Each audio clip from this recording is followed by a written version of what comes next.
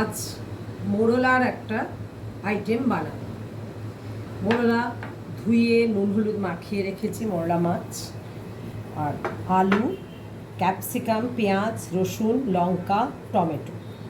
আর এটায় ধনে নেই, জিরে আর শুকনো লঙ্কা গুঁড়ো ভিজিয়ে রেখেছি, নুন আর হলুদ, এটা এর ইনগ্রেডিয়েন্টস। তেল গরম হয়ে গেছে, এবার আমরা মোরলা মাছটা প্রথম ভেজে মোরলা মাছটাকে ছাড়। গ্যাসটা একটু কমিয়ে নিই।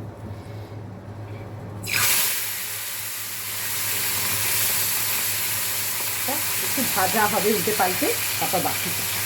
মাছটা ভাজা হয়ে এসছে, হালকা, মোরলা মাছ তো খুব হালকা ভাজতে হয়। আমি মাছটাকে তুলে নেব।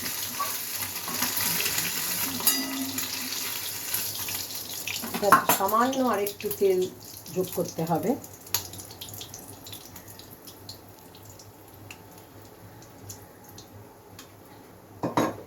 তেলটা হয়ে এসছে গরম। এবার আমরা প্রথমে এটার মধ্যে আলুটা ছেড়ে নেব।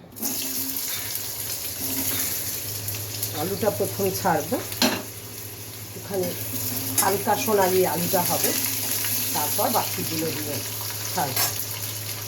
আলুটা সোনালি হয়ে ভাজা হয়ে গেছে, এটা ওই মাছের মধ্যে তুলে নিচ্ছি। এটাতে আমি প্রথমে দেব এই রসুন থেতো করে রাখা আছে, এটা রসুনটা থেতো করে নিয়েছি আমি। রসুন থেতো করে তার মধ্যে প্রথমেই দেব পেঁয়াজ, কাঁচা লঙ্কাটা ছিঁড়ে রাখা রয়েছে, কাঁচা লঙ্কা, টমেটো। এবার ক্যাপসিকাম দিয়ে দিলাম। এবার এর মধ্যে নুন হলুদটা দিয়ে দেবো।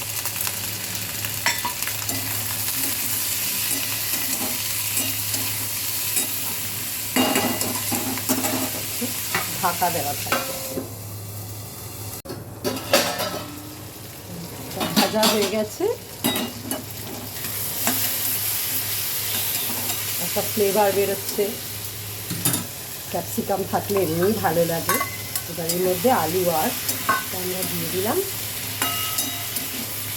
দিয়ে এর মধ্যে যে মশলাটা গুলে রেখেছি, জিরে আর শুকনো লঙ্কা, ধনে নয়, এটা আমরা দিয়ে দিলাম।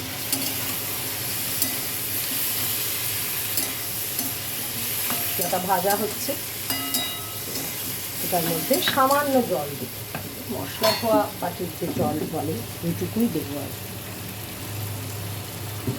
মশলাটা কষে গেলে, একটুতেই কষে যায় ভিজিয়ে রাখলে, গেলে এই সময় ঢাকা দিয়ে গ্যাস কমিয়ে থাকবে।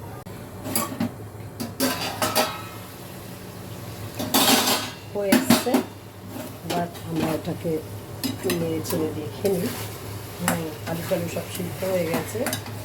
এবার এটা গ্যাসটা বন্ধ করে এতে একটু সামান্য কাঁচা তেল ছড়িয়ে দেব মোরলাতে। হয়ে গেল এটা। যে বাটিটায় ভাজা মাছ আলু তুলেছিলাম, সেটাতে আমি এটা তুলে নেব।